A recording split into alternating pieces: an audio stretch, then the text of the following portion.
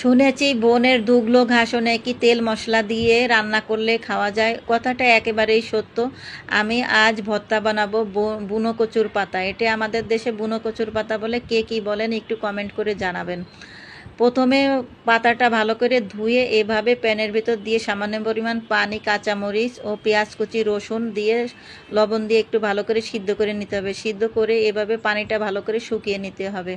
শুকিয়ে নিয়ে পরে দিয়ে দেবো 1 পিস মাছ ও আগে থেকে কাঁঠালের বিচি আমি ভালো করে পরিষ্কার করে রেখেছি, ওটে সামান্য পরিমাণ তেল দিয়ে ভেজে নেব। ওর সঙ্গে দিয়ে দেবো পেঁয়াজ কুচি ও রসুন কুচি, শুকনো মরিচ দিয়ে ভালো করে ভেজে এভাবে দিয়ে দেবো জিরাটাও ভালো করে ভেজে নিতে হবে। জিরাটা অবশ্যই দিতে হবে। সব কিছু একসঙ্গে মেখে আমি কাটা ছাড়িয়ে মাছটাও ভেঙে সব কিছু একসঙ্গে মেখে এখানে দিয়েছি আচারের তেল দিয়ে একসঙ্গে মেখে এভাবে উপর দিয়ে ওই মাছ ও কাঁঠালের বিচিটা ছড়িয়ে দেবো। আমার ভিডিওটি যদি ভালো লাগে তাহলে শেয়ার করে দেবেন অবশ্যই।